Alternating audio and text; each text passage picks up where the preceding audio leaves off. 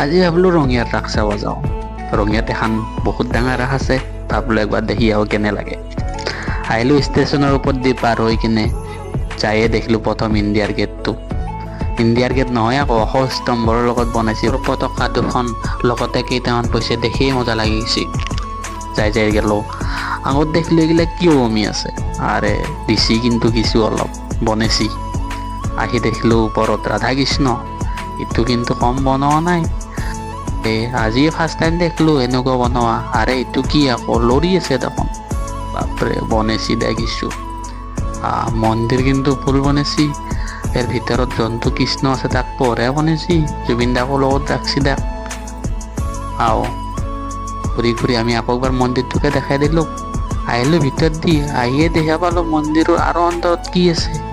দেখলো মাই কংসৰ কাৰাগাৰৰ পৰা আদি কৰি